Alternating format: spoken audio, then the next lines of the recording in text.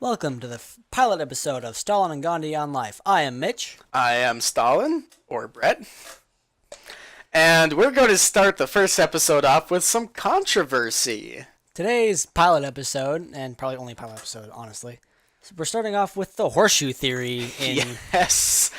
For those that don't know, the Horseshoe Theory is the idea based around centrists being the only reasonable people in existence, and everyone else is subhuman Untermenschen who should not be talked to.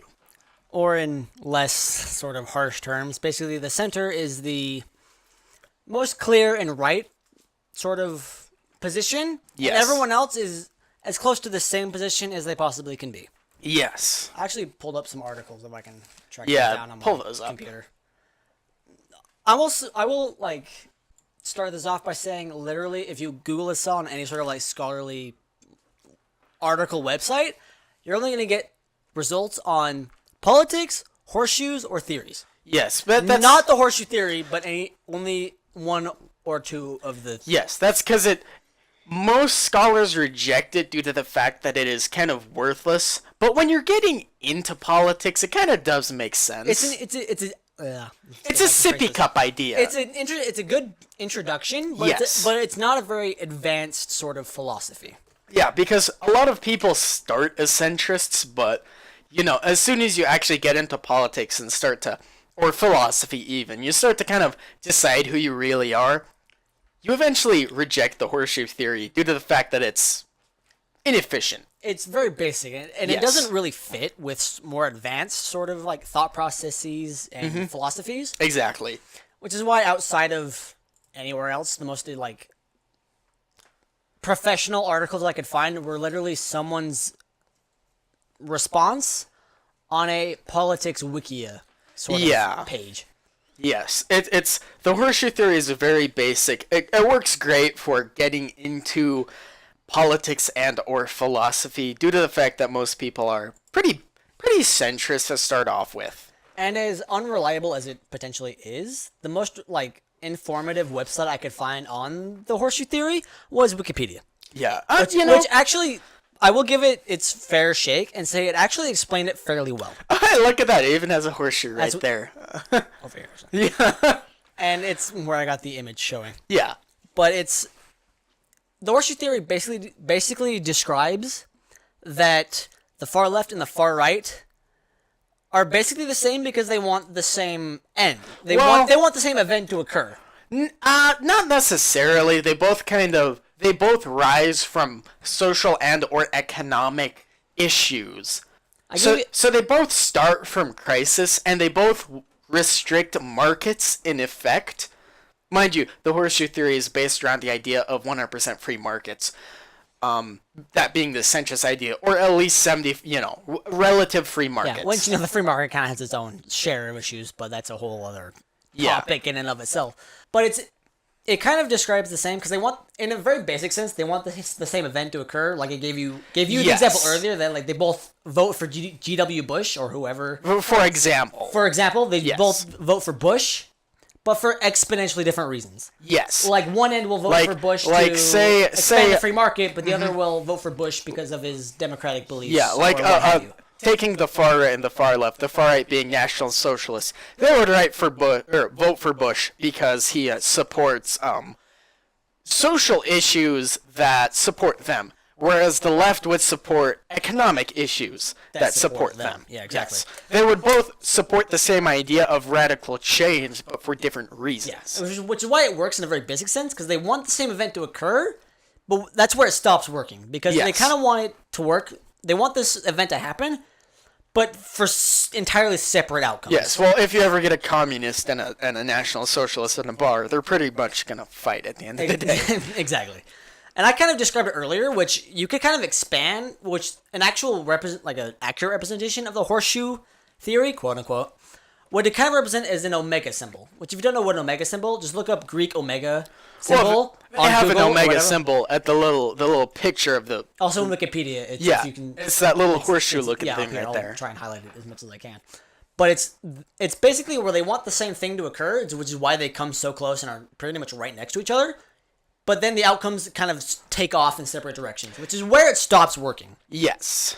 Because, again, like we've kind of stated, it works and you want the same event to occur. Yes. But as soon as, like, the actual, like, outcomes of the event occur is where... They're wildly different. They're wildly different. Yes. Like you said, like, socialists would want it to happen. Yes. And Socialists would support the collectivization of materials, and that would be it. Whereas a National Socialist, which is short for Nazi or fascist. Well, actually, Nazism and fascism are two very different things. That's a discussion for another day. But they would support, like, the preservation of their own people, which in its own is not inherently a bad idea. I can actually find a little bit of solidarity in that. And all of our, like, topics and sort of discussions are based off of the fact of just human decency. Yes. Like, everything we discuss and will discuss will kind of based off the fact that, like... It's based off the idea of the respective individual decency or collective decency. Where, like, I may not agree with what you believe, but I'm not gonna crucify you for those beliefs. Yes. I'm just gonna, like, sort of, like, separate and kind of, like, follow my own beliefs separately while you do your same Yes. thing. That doesn't mean that I'm going to try and force my beliefs on you or even want you to do anything with my beliefs. It is the idea that you will never believe my beliefs, so just kind of shoot. Yeah. Basically, stay like, away. Our beliefs are expensive different, and we'll never, like, realistically cross paths in any sort of cohesive fashion. So we're not going to try. We're both going to, like, sort of understand that, like, we're both humans. We both believe in vastly different things.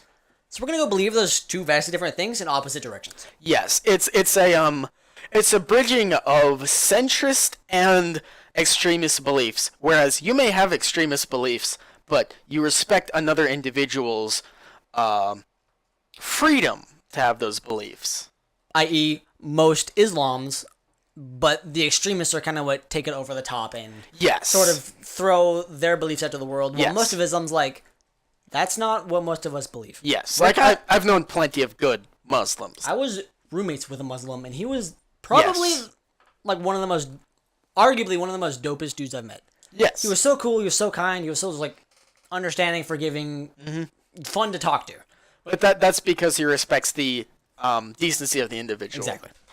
Which the Horseshoe Theory kind of falls short of, because it's kind of clumping everything that doesn't believe in, like, the exact everyone center that's not a centrist and or libertarian kind of falls off. Yes, it's the rejection of the decency of the individual.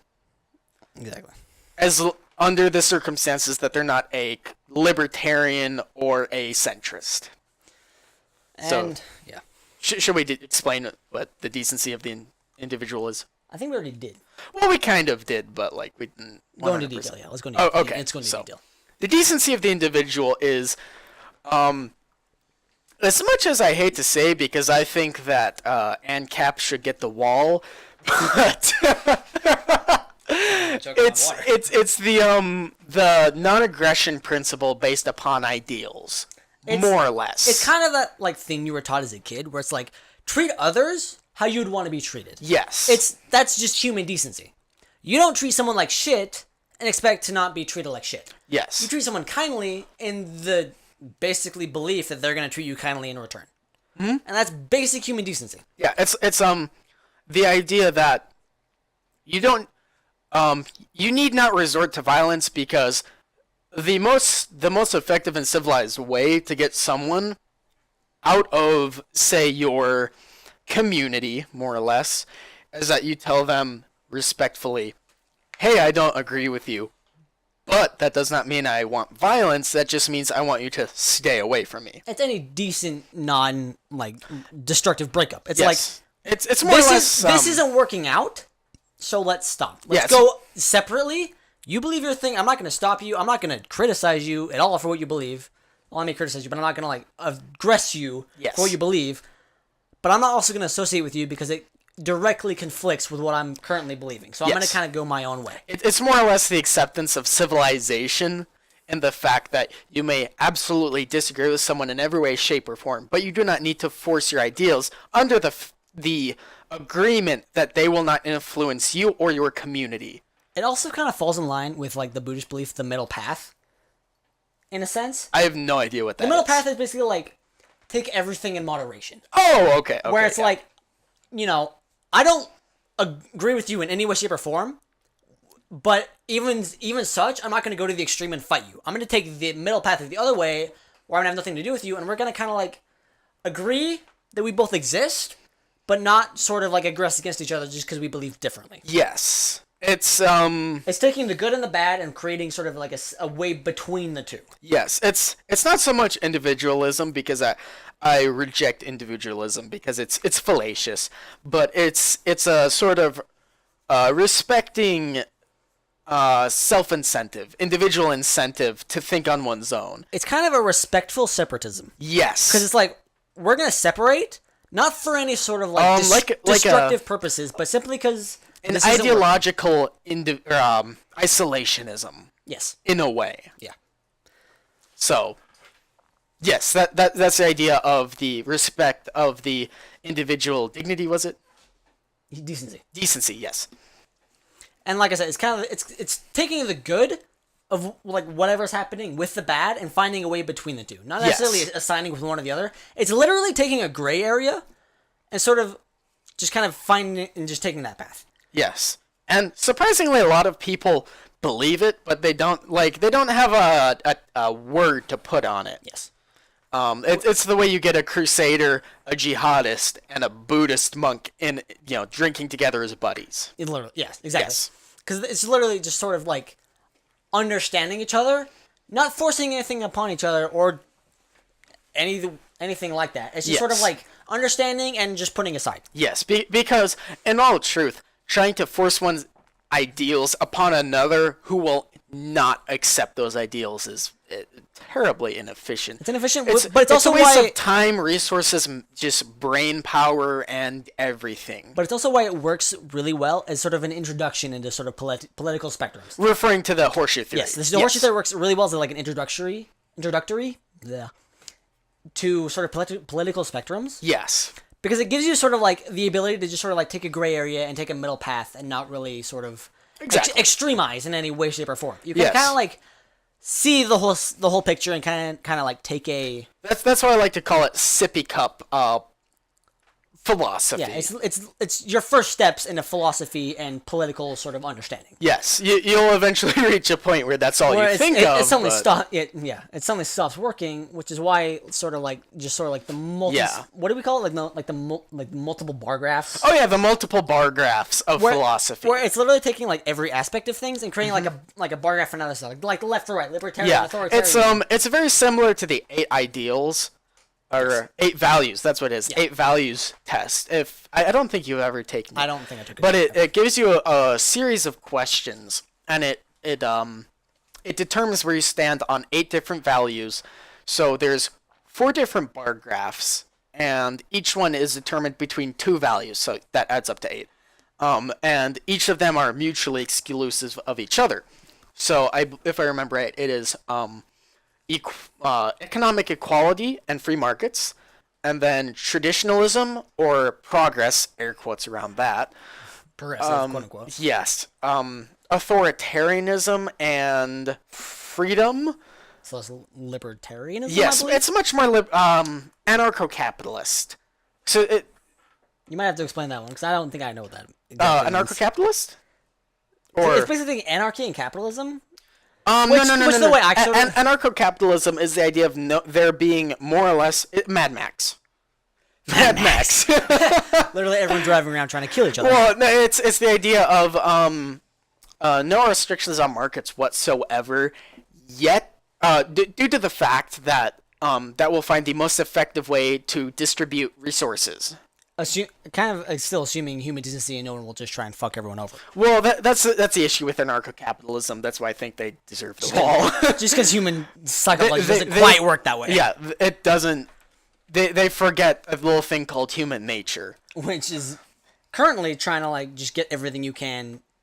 Yes, it's very natural. Regardless of what everyone else ends it's up very with. natural for humans to hoard things when the anarcho-capitalist belief is based around the idea of It demands human good. Which also may like sort of contribute to the reason why the 97 3-year-old exists. 97 what? It's basically the thought that 3% of the population controls 97% of the wealth. Oh yeah, more. And the other 3% controls 97%. That works. Yeah, that's effectively. If you're below like making literally billions of dollars per year, you're within the 3% that makes 97%, or 97% that makes 3% of the world's income.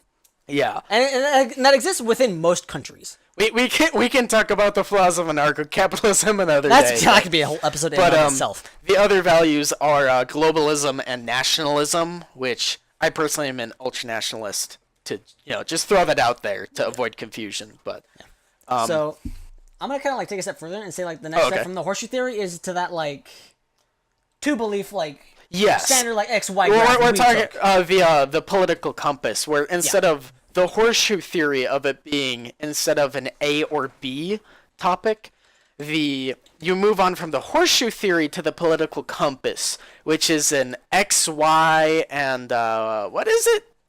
It's just X, Y. Yeah, it's a four-quadrant graph. Which is an X, Y graph. You have four quadrants. Yes. You have up and down, left and right. Yes. And combine the two, you end up in one of 4 sectors. Yeah, and then so effectively what happens is there's a thing called the political compass test, and you can take it online, and it takes about 5 minutes.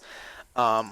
And it is this right here. It's based around the... It's this image that's on screen. 4-quadrant where you have economic right and left, and then authoritarian and libertarian. And for those that are listening to any sort of audio version, top right you have authoritarian right, top left you have authoritarian left, bottom left is libertarian left, and bottom right is libertarian right. Yes, whereas top left would be like Stalinism, authoritarian right would be fascism, referring to the Italian sense of it. Libertarian left would be the kind of... Gandhi. It's very similar. Yes. It's Gandhi, which is It's similar to what we have in our modern American system, and then bottom right is anarcho-capitalism. Or libertarianism, because it doesn't necessarily cling to anarcho-capitalism. So libertarian right is basically the individuals have like full reign over themselves, but the market has very strict restrictions. No. That's authoritarian right. Okay. Libertarian right is no restrictions on the market or the individual. Okay. Whereas authoritarian right is little restrictions on the market, but many on the individual. Authoritarian left is restrictions on both, and libertarian left is restrictions on the on the individual and little on the market, if I recall right. Okay. Which is why I ended up with Gandhi, where it's like humanity kind of like needs its own sort of like guidelines, but the market will kind of eventually... It needs to be pointed in a good direction. Very, very eventually will kind of like figure itself out to like not be completely destructive. Mm-hmm. But humanity, in a sense, kind of like needs some guidelines, which is why humans like Gandhi and the Dalai Lama and actual like... Yeah. Basically religious leaders exist because like... They believe in the fact that humans are inherently good, but also has a sort of palisade against those which are bad people. Basically some sort of like a light at the end of the tunnel to bring you to like the good end of the tunnel versus just ending deeper. It has more faith in humanity compared to mine, which has little faith in humanity. It's sort of like, in a very extreme sense, basically finding the light at the end of the tunnel to human decency and ending up in some sort of death cult. Yes. In a very kind of extremist sense, where it's like you end up being just like a very, very like understanding and just overall decent human being, or ending up as some death cult that wants to kill either everyone outside the cult or inside the cult. Which, surprisingly, libertarians tend to be very similar to a cult.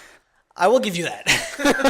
I did end up very libertarian left, but I do find a lot of... I will, like, go your libertarian left due to the fact that, like, you see good in humanity. Whereas, I study history. I've been studying history since I was 6 years old. I've seen the world as a little bit of a messed up place. Yeah, the world kind of just slowly drives itself into destruction. Yeah, if you study history since you were 6 years old, you tend to lose faith in humanity mighty quickly. Meanwhile, someone who kind of like just deals with the humans of today, which I kind of tend to do. Well, you tend to deal with people on an individual basis. Yeah, I kind of like talk to someone, see the good in them, help them kind of guide to that direction, and sort of try and find human decency within individuals versus kind of humanity as a whole. Yeah, and you know that works when you're living your life. Or is it a very, very, very, very like microscopic small-time minister? Well, yeah, if you're looking at everything through like what's that? A microscope. Which The scale of the individual person is a microscopic look at things. I became a minister for the sole purpose of marrying, like, realistically, maybe 2 of my friends. Like officiating the wedding of like maybe 2 or 3 people. Yeah. But like that's very, very small scale, and that was enough for me to be able to like bring the people together. Yes. Whereas like I've had my faith in humanity absolutely destroyed. And like my beliefs are incredibly volatile. I go back and forth. Like one day I believe literally I should talk to no one because. Well, I'm sure you go from in between a little bit above the authoritarian line to lower than where you normally I would are. almost say, because I kind of fell on the Gandhi, which is like fairly in the middle of. Oh yeah. For those that don't know, we took the political compass test, and I scored quite literally Stalin. And I scored almost literally Gandhi. Yeah, I think I was like 1 below Stalin, and you're like I was maybe 1 to the right. Of Gandhi. So. But like the name of the podcast. Depends. Like my volatility goes so far that some days I would go libertarian left, almost authoritarian right. With I like can see every that. complete restrictions to almost no restrictions. Yeah, to everybody and everything. You know, that's depending on like, because I'm super volatile. Like I told you earlier that I was borderline like Mormon a year ago. To today, I was literally almost on like a very loud tirade about Mormonism today. Yeah, well, that makes perfect sense because people change every day. You might have a good day, you might have a bad day, and I learned something else that maybe just sort of like flares up certain feelings for one. Yeah, you might learn about the white genocide happening in South Africa, which is an absolute mess, or the retarded Starbucks incident we were talking about earlier. Yes, which it's a couple black guys who were arrested for hanging out in a Starbucks. Yeah, a couple weeks ago. Now I did hear earlier today that they did act a little belligerent, but mind you, that's not. That's not grounds to arrest someone. What little as far as I know, official records I went, the most they did was go to the bathroom within the Starbucks without buying anything. They were in there, they didn't buy anything, but they used the bathroom a few times. Yeah, supposedly they were a little bit belligerent, but still, that's like I'm belligerent the moment I wake up. That's not something I'm belligerent if I'm getting antsy. Yeah, like everyone's belligerent to an extent. I'm like everyone's got some sort of like loud, angry. We're humans. We're animals. We've kind of got like a sort of, which is kind of why I think that like the XY political compass works. Yes. Like sometimes in the course of a day, we can fit like all of the 4 sectors of the compass. Yeah, depending on like how volatile of a day we have. Yeah, depending on human emotions. Like you might see a poor guy and think, "Oh, we need to fix this," and you go full authoritarian right. Yeah. And then a couple minutes later, you see a heroin addict walk by, and then you might think, "Oh, I'm authoritarian right."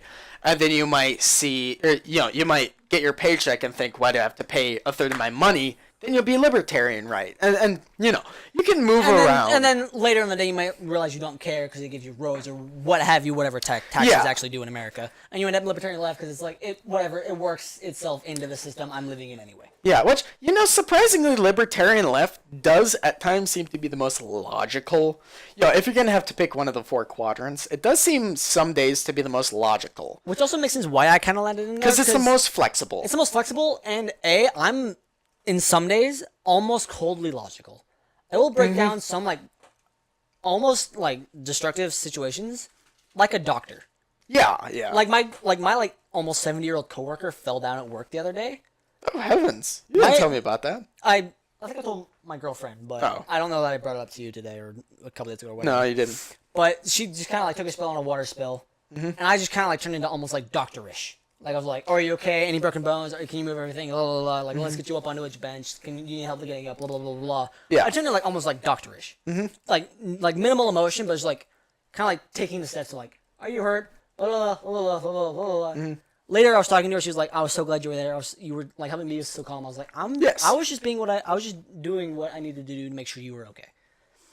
Which was fairly emotionless, but in retrospect... But it's effective. In retrospect, it was like, I'm also like, had I been like in any sort of different state of mind, if I had more sleep or whatever the case may have been, I may have been like completely freaking out. Yeah.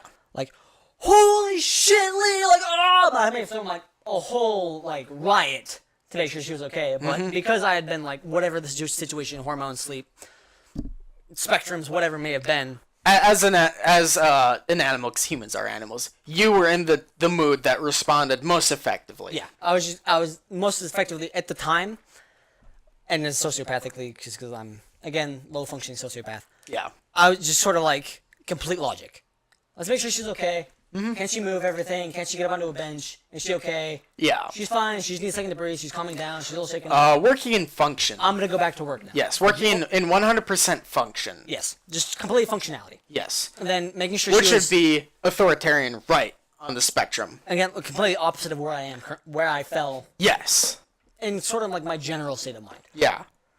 But it was what fit for the moment. Exactly. Which I also kind of like believe sort of like falls into just sort of like how human, like the volatility of humans. Yes. Humanity. Yes. Because you can fit, in some days, fit all four in a day. Uh-huh. And I kind of like flew back and forth from libertarian left, where I generally tend to just sort of like yeah, that's where you more or less are 60, 80% of the time? like probably 75% of the Yeah, time. 75%. Most sort of like, just sort of like settling down. Yeah. And then if something else happens, I'll go into any other part of the spectrum. At the moment, that was like what clicked into effect. Like, the situation's happening, let's do this. Yes. So even then, the political compass being the XY, the whatever, the four quadrant graph. Yes, 4-quadrant graph, because I can't remember math because I'm a history major. XY graph. Yeah, the XY graph. Even that is some days on the somewhat efficient side, due to the fact that it cannot, it works in a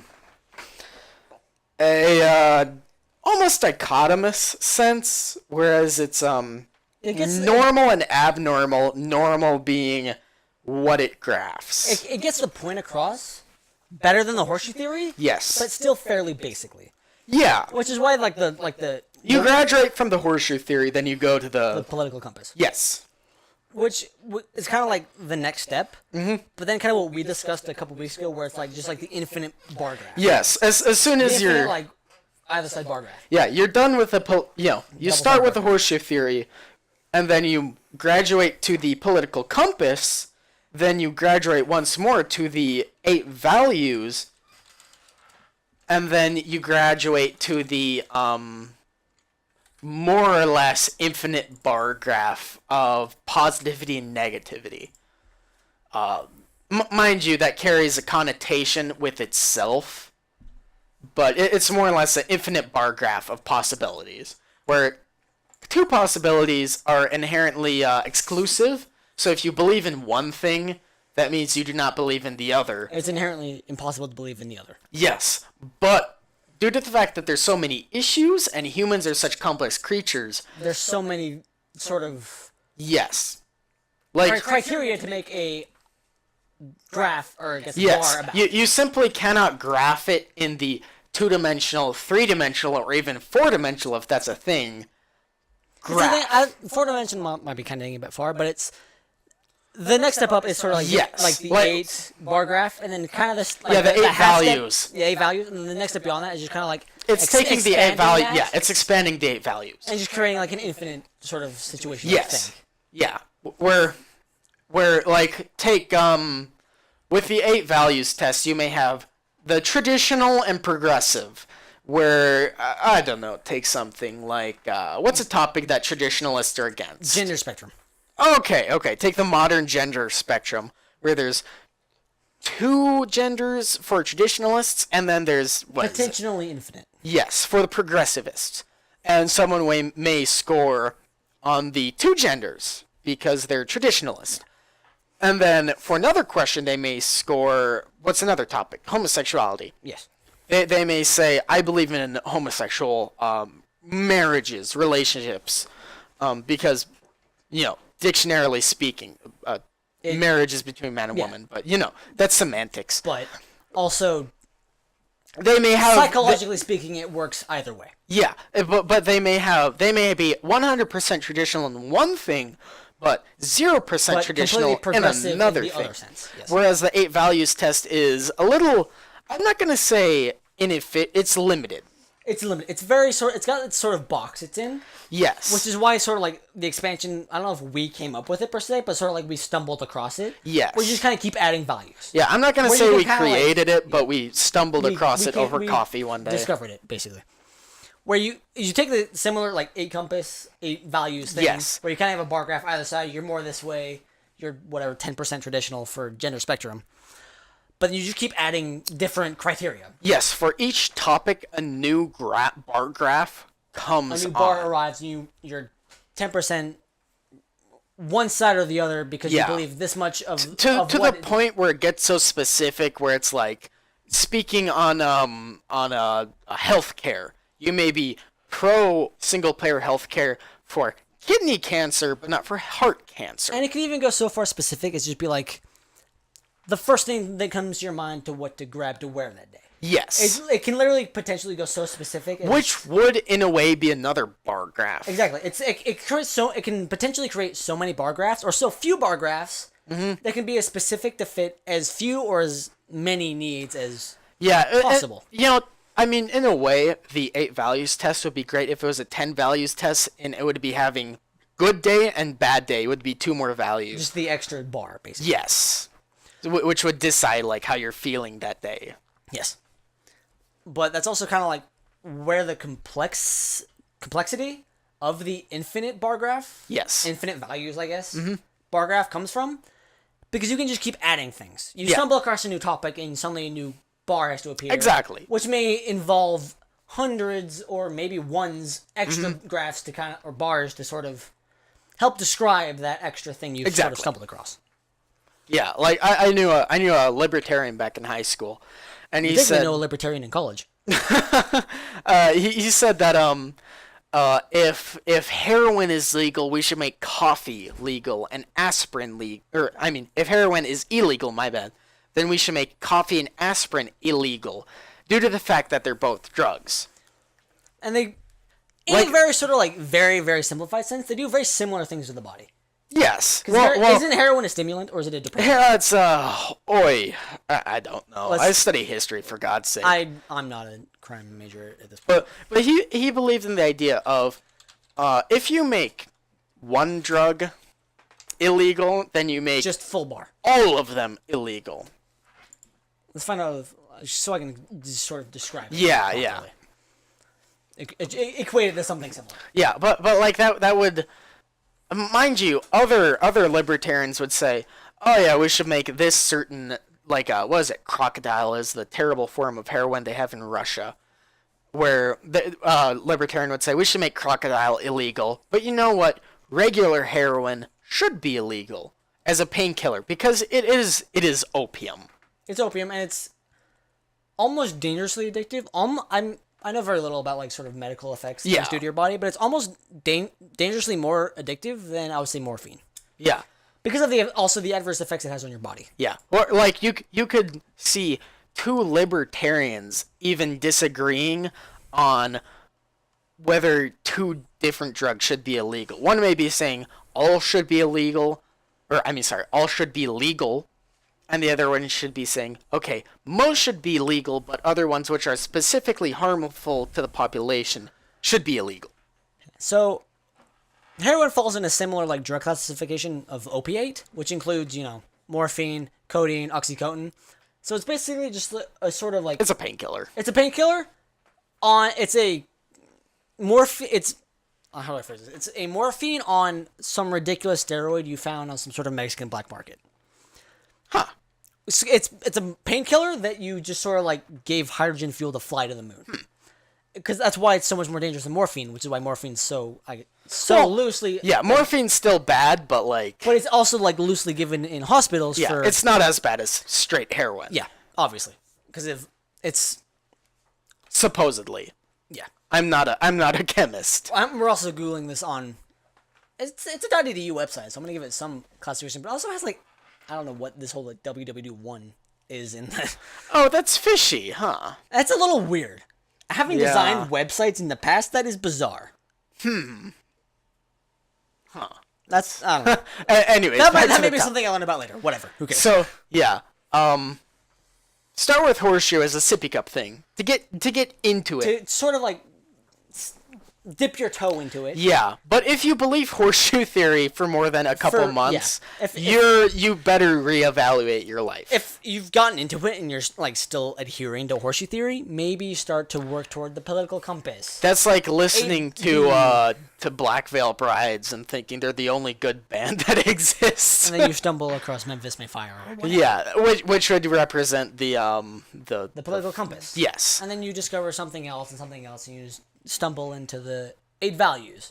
Yes. And then you kind of keep going, you keep discovering new bands and new sort of genres if you keep sort of expanding, and you end up in the infinite bar graph. Exactly. It's kind of just step upon step upon step. Yes, you build, it's more or less building a pyramid of sense. Sort of. You start with the base, which is very simple, and then you build up. And then you make it more and more precise. And make it, more precise. I'm also going to kind of equate this to like video game like skill trees, where like you start with like very simple abilities, which would be the Horseshoe Theory.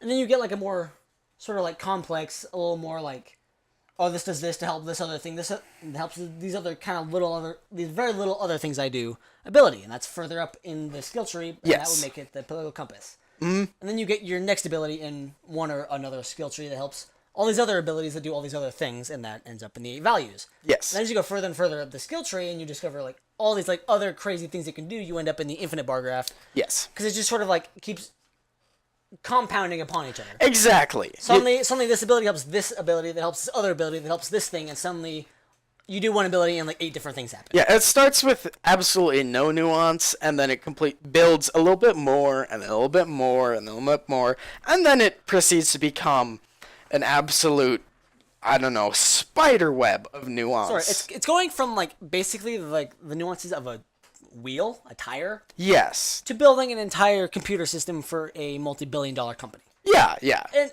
it goes from that in realistically a few steps. Yeah. But that last step is what sort of like just builds upon itself exponentially to create this huge sort of web and just crazy thing you've sort of stumbled across. Yeah, the Horseshoe Theory is a base coat of paint.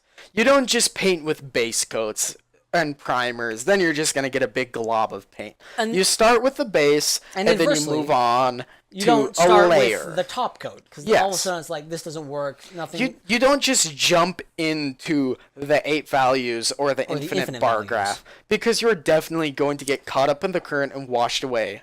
Yeah, you'll just get sort of like... lost. Caught up, stuff will stop making sense, because all of a sudden it's so deep and so... almost ridiculous. Yes, and then you're going to meet a Stalinist who believes in gay marriage and market socialism, and you're going to be so confused. And everything will stop making sense, and suddenly you're done. Yes, you're not going to know what to think. Which is also kind of, in a sense, why like the video game skill tree analogy works, because you can't like jump to the last ability in the skill tree, you have to work your way up to it. Yeah. You have to get this other ability, understand how it works, and then you get this other ability, you figure out how it works, you understand how it works. Yes. By the time you get the next ability, and so on and so forth, and so forth and so forth. But that's why, in the modern day, classical liberals in any form of debate get absolutely whooped. They get their asses handed to them by any ideology, be it centrist or extremist, because classical liberals base their entire ideology off of the Horseshoe Theory, which means that it's very... simplistic. It's simplistic. It's unadaptable. It refuses to change as times do. And it's also I'm kind of keeping the video game sense why like the mid-level skill trees, the political compass and the values work really, really well. Yes. Because you can go through the entire rest of the game or the story or I guess like the political discussion with those mid-level like abilities. Yeah, if perfectly you keep it fine. Yeah, if you keep it there. If you keep it if you go that far, you go to political compass or even 8 bar graphs, you can hold your own perfectly fine. Yes. Like I go through Kingdom Hearts using mostly just like physical abilities, which in a lot of sort of like advanced senses don't get you very far, but they get you through the entire game completely fine. Yeah. I can play Stalker Shadow of Chernobyl with an Era 15 with an ACOG, which is like mid-level gear. Exactly. And not have an issue. It's not incredibly effective, but I could go through it without too many problems. Back on the Kingdom Hearts shtick, like the whole finishing leap combo with magnet and other reflex and so on and so forth, you can get through the game hundreds upon hundreds of times and still love it without going anywhere near those sort of like... But you're not using your whole potential. Yeah, you're not using your potential, but you're still like, with the abilities you have and you understand, you're able to complete the game and go through the story and even discover new things hundreds of times And even as you do that, you sort of like become comfortable that you have, and you're like, I want to try this thing. You start to dip your toe into the into the infinite bar graphs, like a little bit, like the tip of the infinite bar graphs. Mind you, you can stay at that not sippy cup level, but kind of middle level for weeks, months, maybe even years. Don't feel bad about it if you're stuck at that. But if eventually you're going to become curious and kind of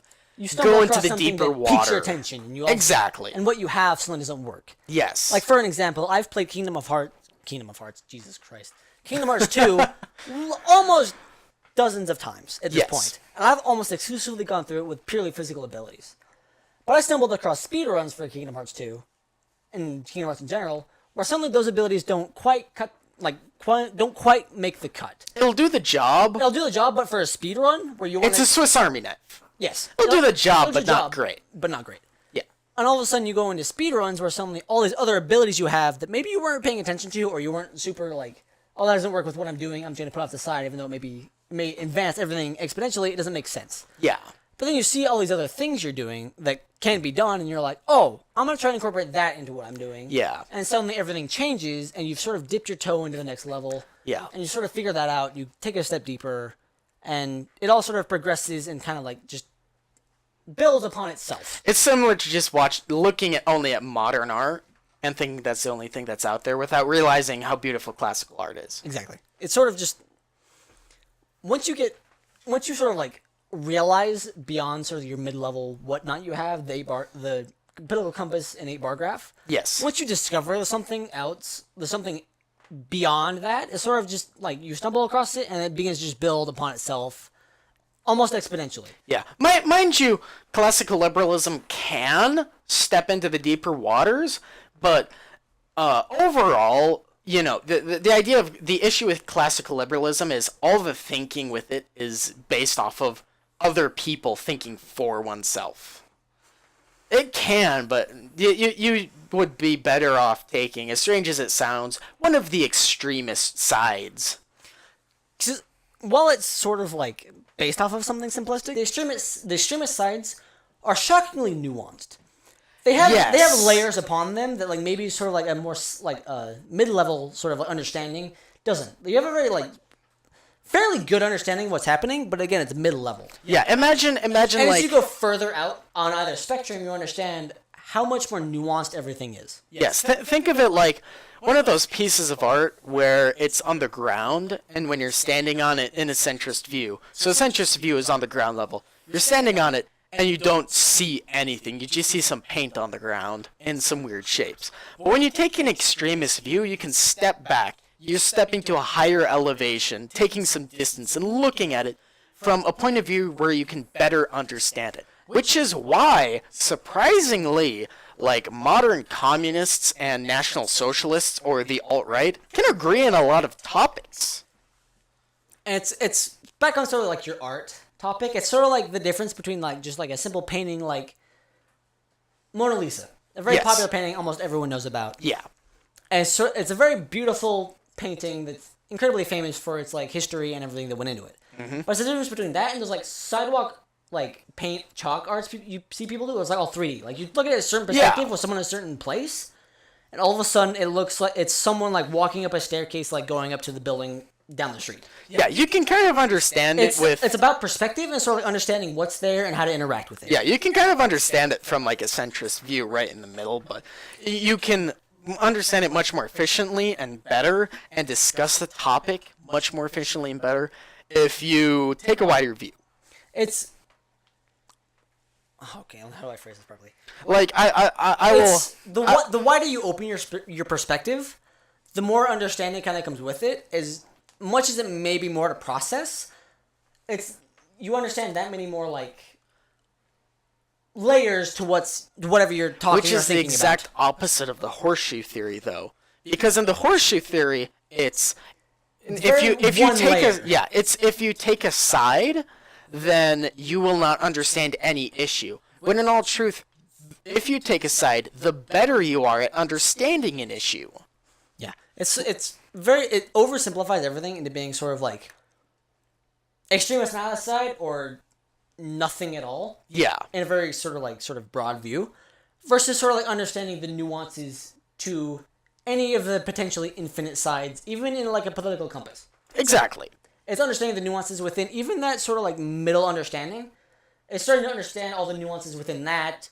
You understand that, you move on. You understand the nuances within that, you move on, and you create just billions upon billions of bar graphs for every issue, and you sort of just...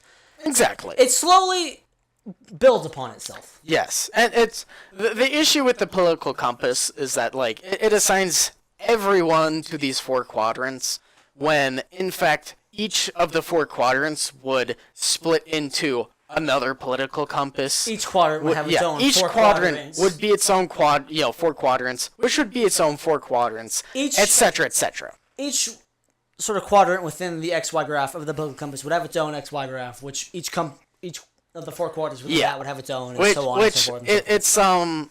It relates to the issue of us as humans being limited to our own thought, because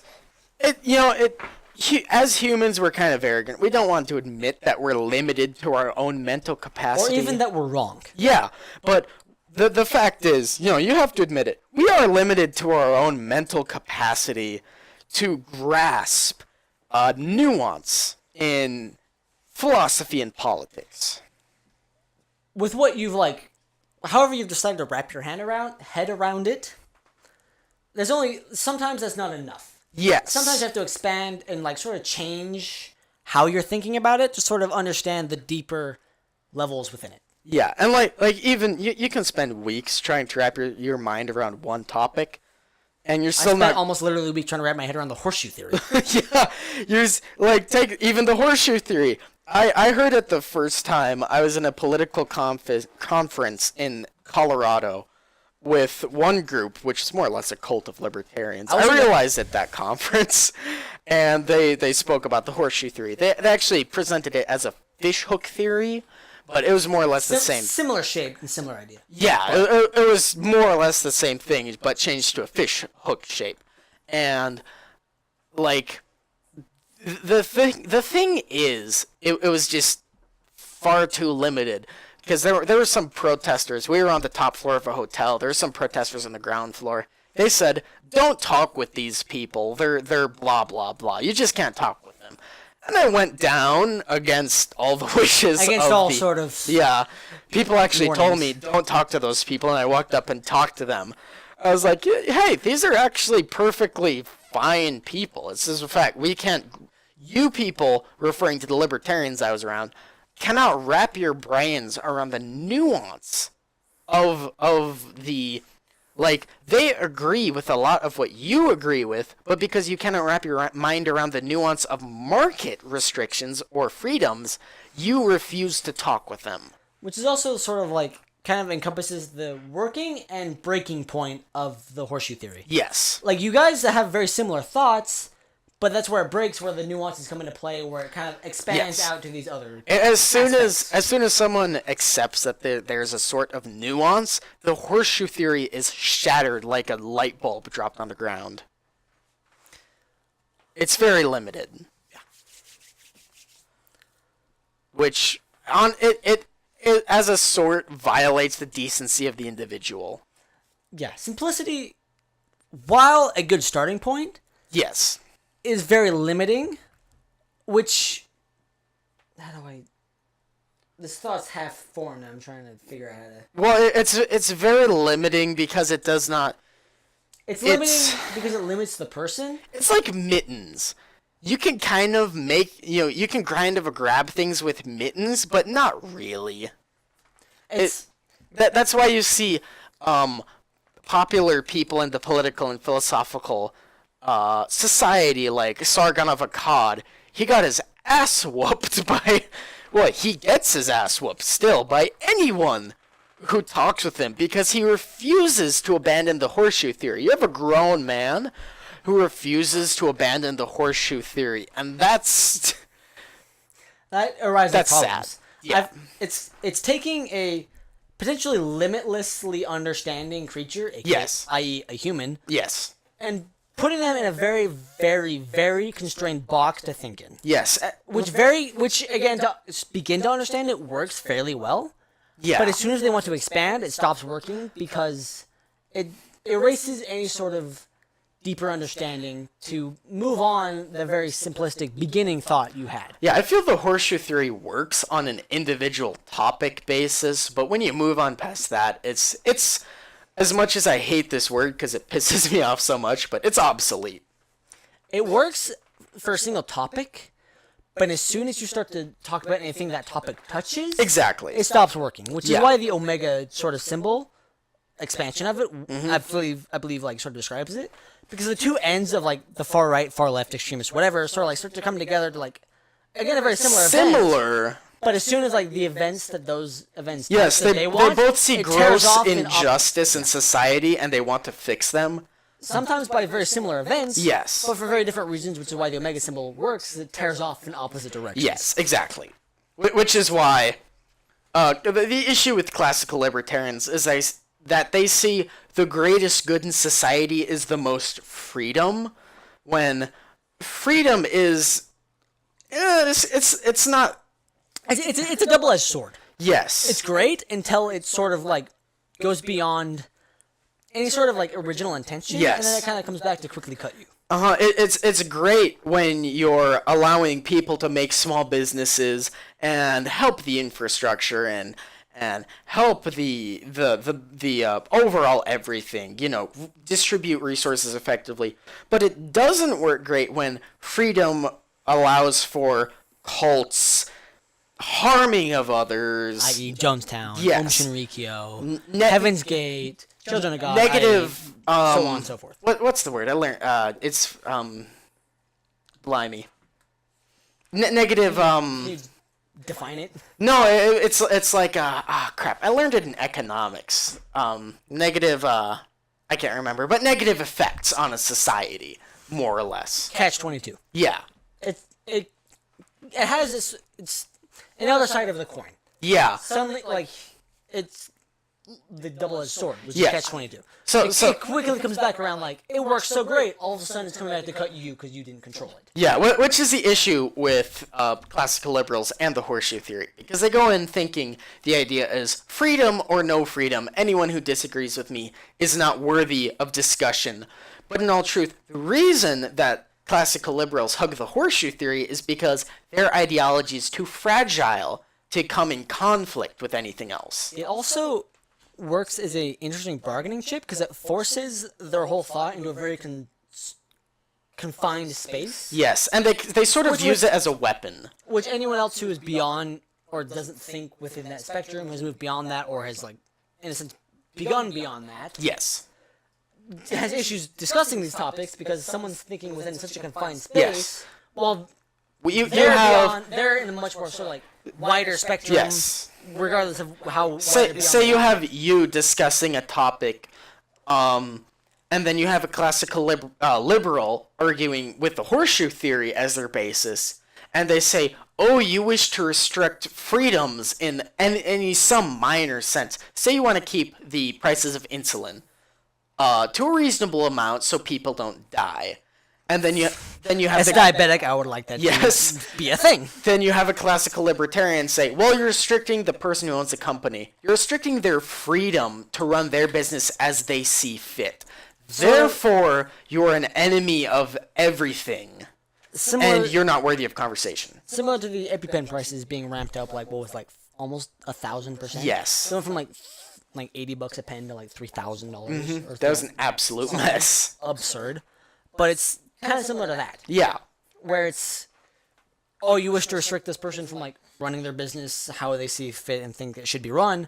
You're the destructor of society as it is. Yeah. They see any form of restriction on freedom or liberties as an attack on human individualism or like the right of humans to exist.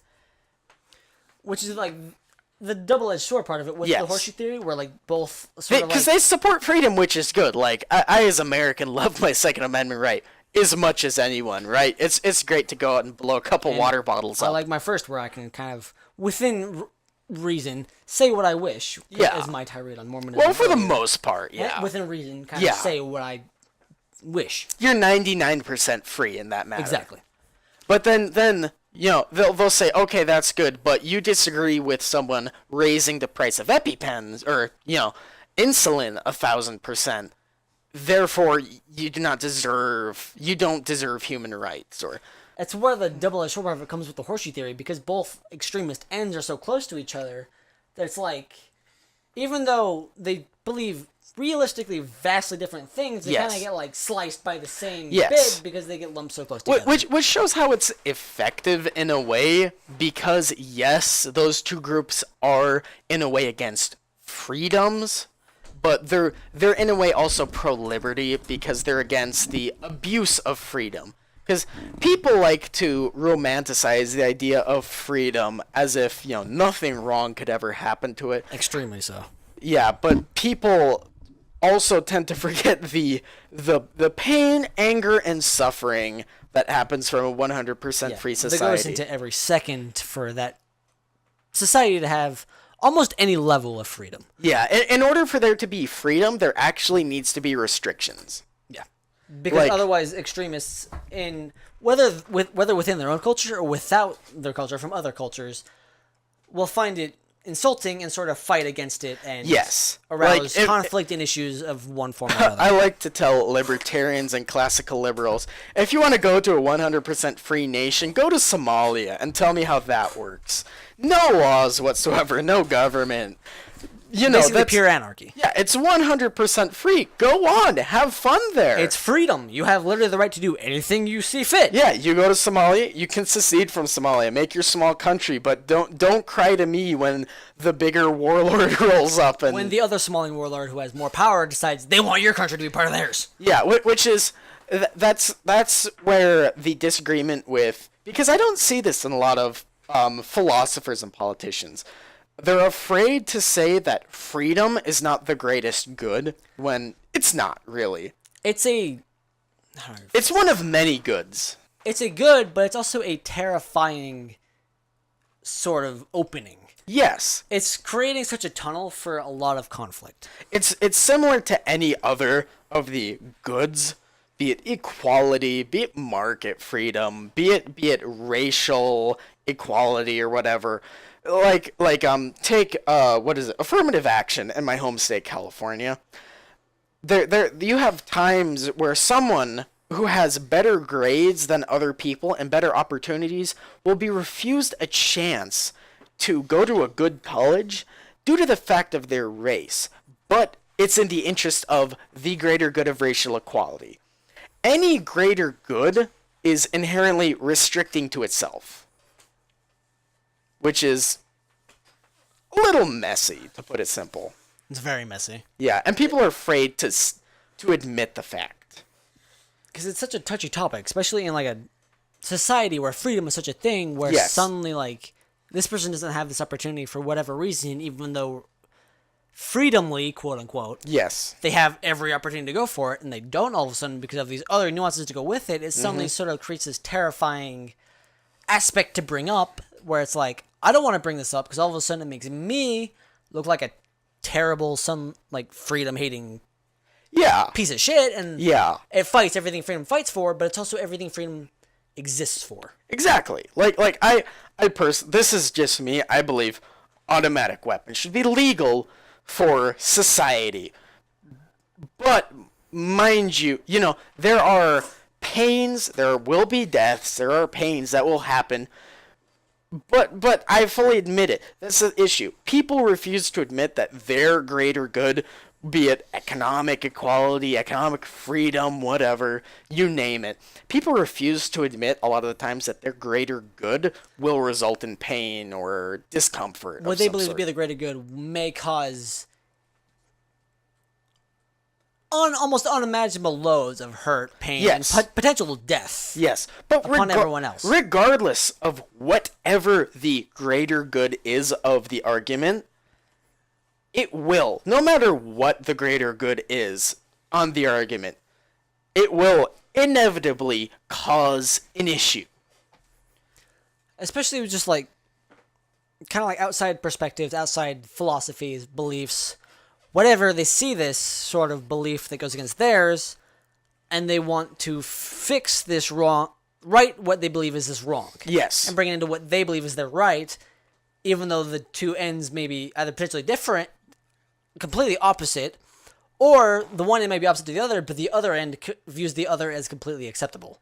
And suddenly it creates what I like, sort of like Islam, Muslims. Yes. The extremists bringing up this whole the whole like potential like sort of like perform terrorism. Okay. In a sense, Yeah. But both ends of like the receiving end of some extremist Muslims terrorism, i.e. America, and the rest of Islamic people, Muslims, Yes. that don't agree with that, all of a sudden it creates this sort of thing where it's like, we need to destroy Muslims, but then the other half of the other 80% or whatever of the spectrum is like, we don't agree with that. It's sort of, it creates I see what you these mean. tunnels of conflict on every end of the spectrum. I see what you mean. It's like the argument of free markets from America refusing to admit that free markets cause bad things, combined with the fact that the religious extremism, which isn't inherently a bad thing, it does have some negatives to it. But it's the freedoms of America going against the religious extremism of the Middle East, both refusing to admit the fact that their extremes, their greater goods, be it religion in the Middle East or be it free markets or freedoms in America, the refusal quote unquote, the refusal of both to admit the fact that that both greater goods or either greater goods or their own even have negatives to them is the reason why we still have conflict in this modern day. It's the sort of negligence of the catch-22 or the other edge of the sword, of the double-edged sword. It's a lack of humble. It's failing to see the other half of what you're doing. Here's everything good I'm going to do. I'm not going to pay attention to any repercussion.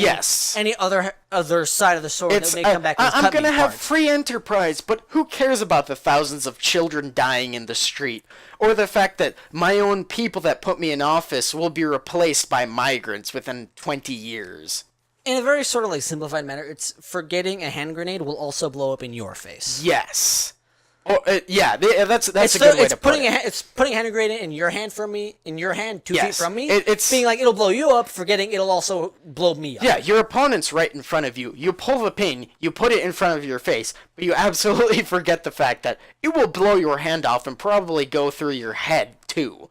But it's only acknowledging that it'll go through your head. Yes, it's in a sense, it's cognitive dissonance. It's rejection of reality. Because people refuse to accept what is true.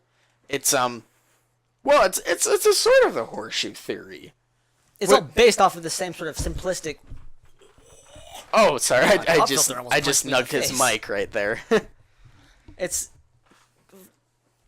how do I get this out of my brain? It's sort of taking this extremely nuanced event or topic or whatever, and forcing it into a super confined space that ends up rejecting or forgetting or kind of neglecting the other halves of it. It's accepting the dichotomy of good and evil in a human sense. It's a rejection of the fact that we are in fact animals. We're just another organism. We're a hairless monkey on a rock flying through space. It's a rejection of that and the idea of one's greater good, no matter what it is, one's greater good being the good. It's in sort of like a scientific broad sense. It's forgetting everything about sort of like we're all sort of an organelle in a big cell that is the planet. Yes. Part of an organelle that is part of the cell of the galaxy. Possibly even exponentially just a virus. further beyond that. Yes. And if you adheres to some beliefs, and humanity is a huge pox and virus upon the planet. Whether you're an anarcho-primitivist or whatever, you may think that humanity is just a virus. Anti-humanity. Yeah.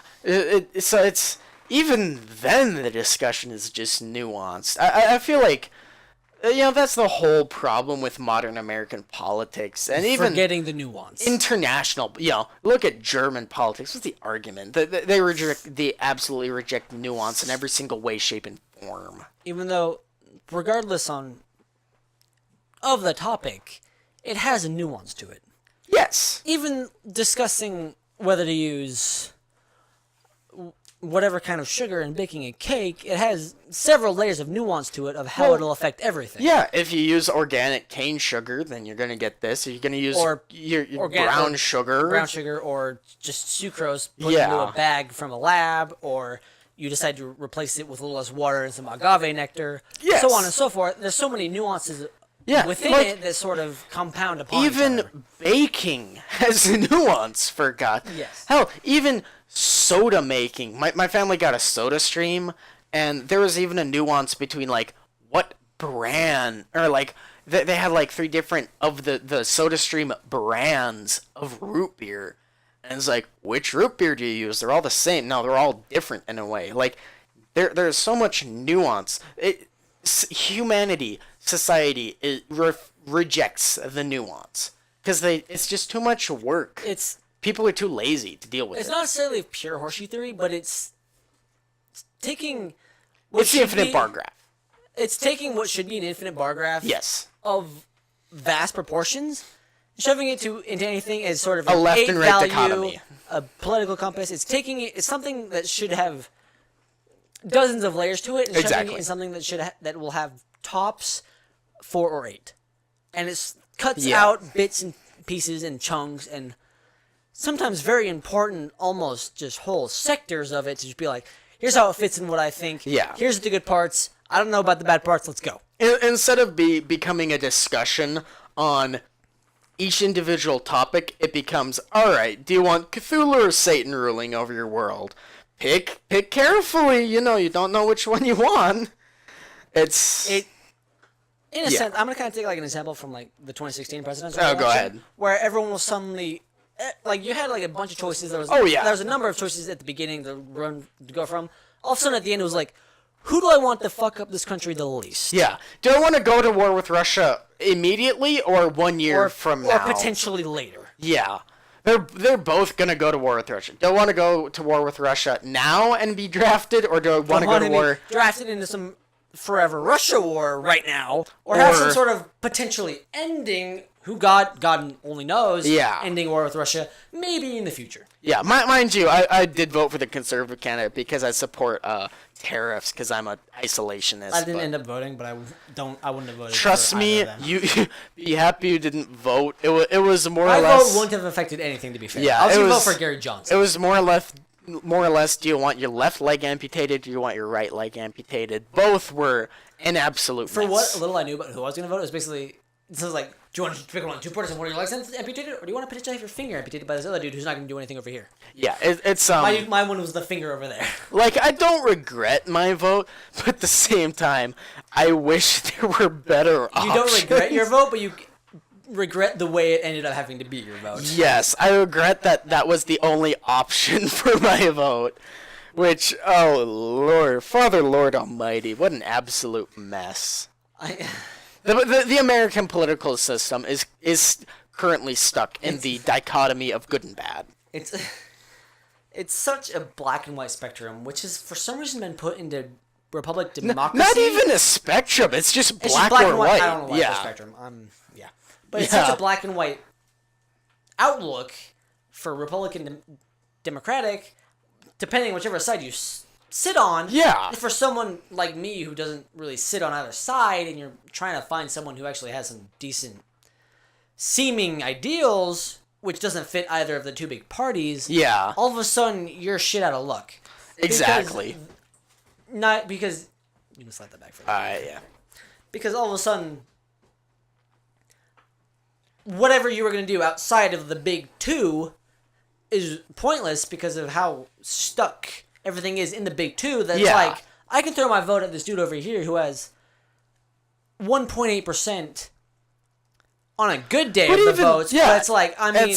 what's it going to change? Absolutely I'm throwing nothing. my vote in what I believe in, but because of how stuck, and in a sense, how unwavering everything has become. It's like, I'm putting it to where I believe in, but because of how things have ended up, it's not going to help. Yeah, that's the issue with the current American dichotomy, where it's like, I may support isolationism because it works. It's worked for thousands of years, but at the same time, I support isolationism, so I vote for the conservative option, and he puts in a steel tariff. Well, then he goes and has a war with the Middle East and Syria. It's, well, great, you know. You either take one option, which is going to be one way, or, you know, pro my views one way and anti my views another way, or the other option is going to be the exact opposite. They're going to be pro my views a certain way and anti another way. The current American political system is just not nuanced enough. It's very Horseshoe Theory. Yeah, honestly. Which isn't at the Horseshoe Theory sense where it's like at the end where they're so similar. It's very much up towards the top. Yes. Before it comes together, where it's like they're very as far apart as the Horseshoe Theory can become. Yeah.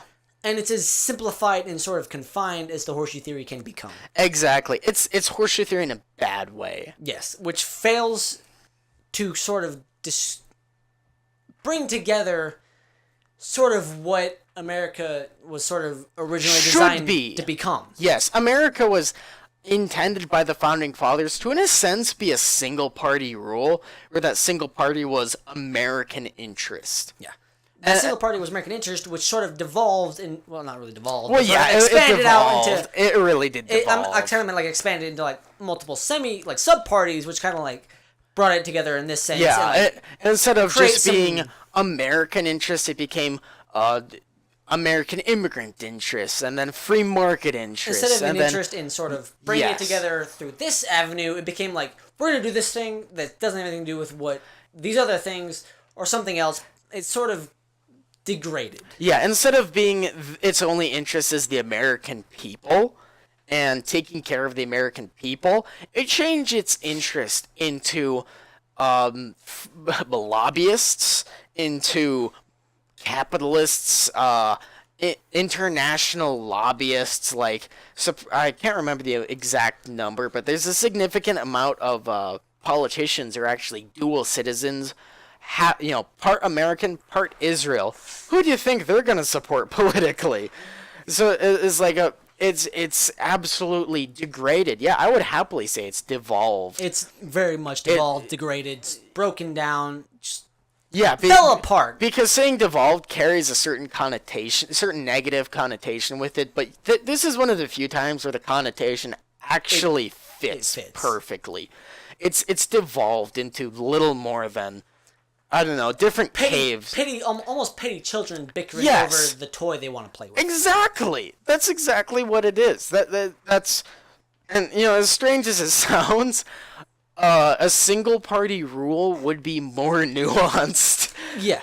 Than what we have now. Because if you shove everyone into one party, exactly, suddenly you have every layer and nuance in the same thing, figuring something out, versus breaking it all out and trying to pick one nuance out of potentially infinite. Yeah, in the two-party system, if you pick one option, they support these certain things which are not nuanced.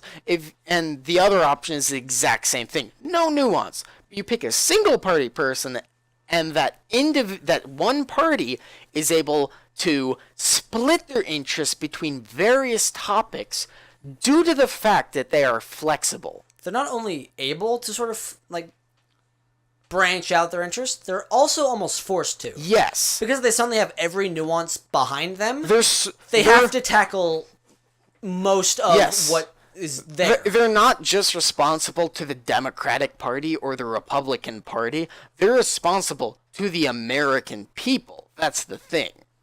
Which has its own levels of nuance. Yes.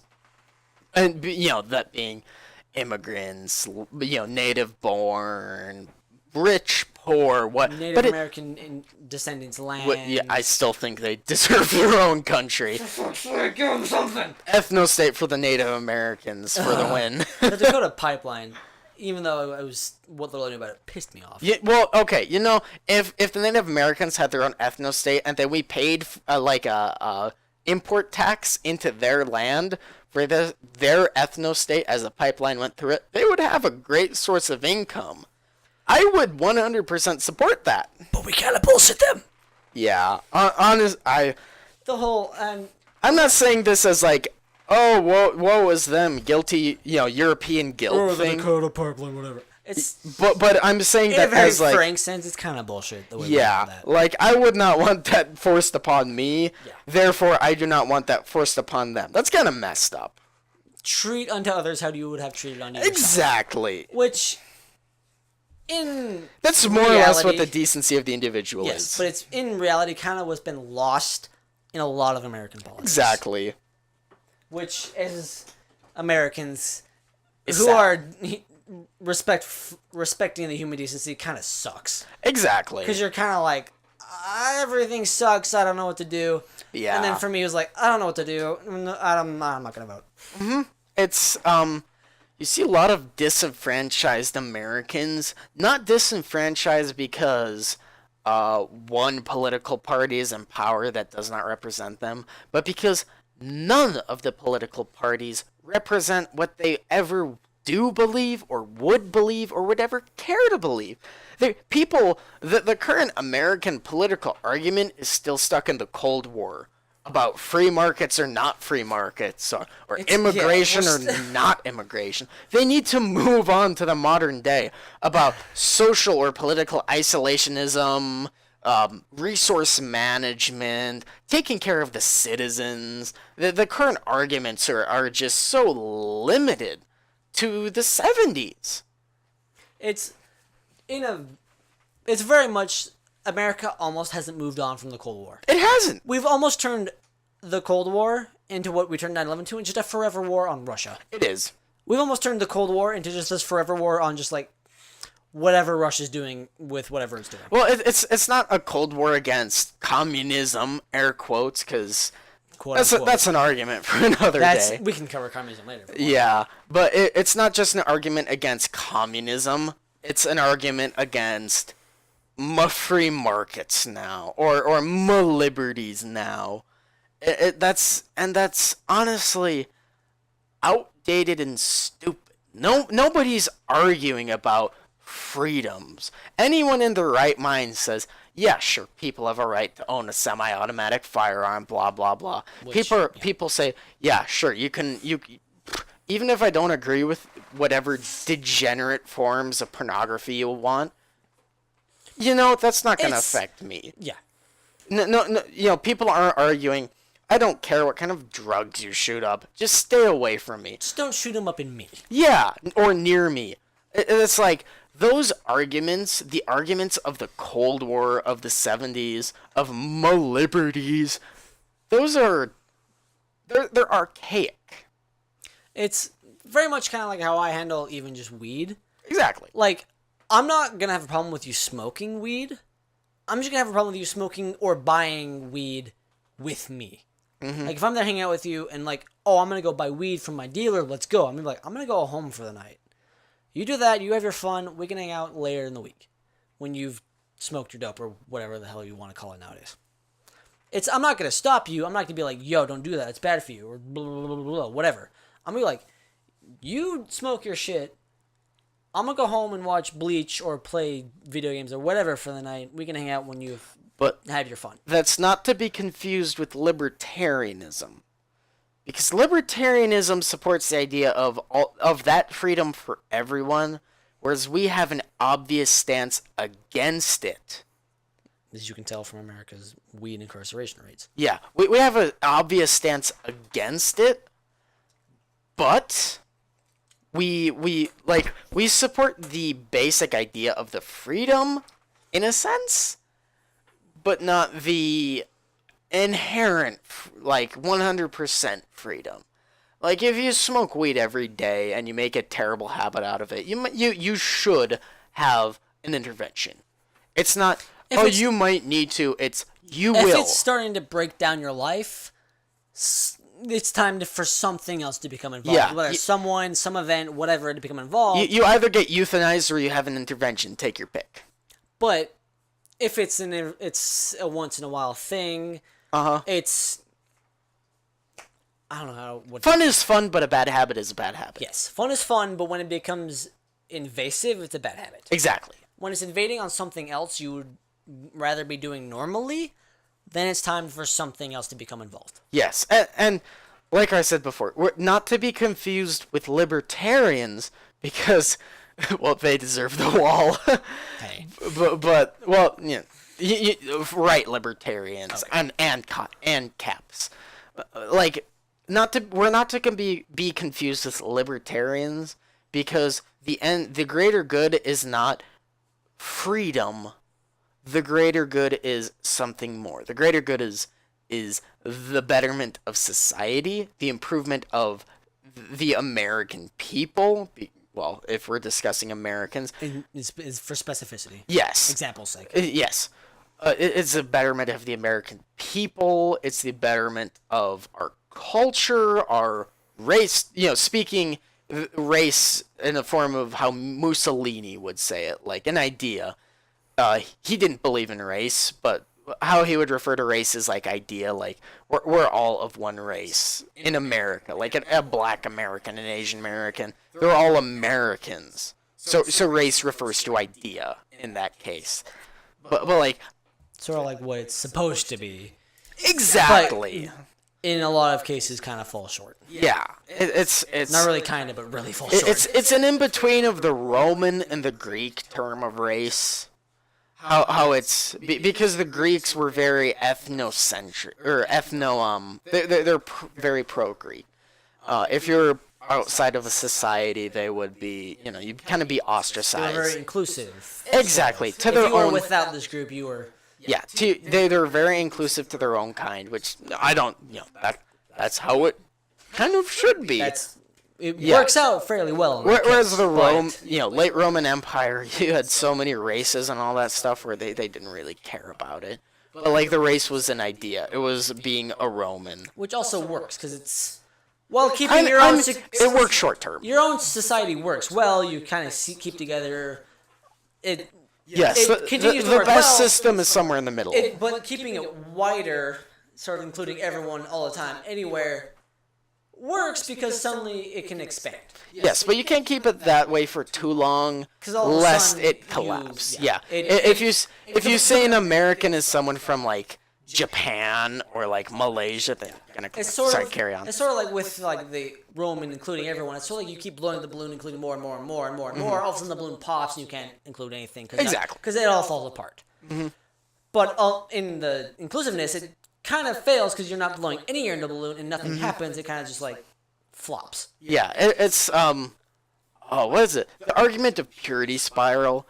You have white nationalists that'll look at an Italian or a Slav and they'll say, "You're not white."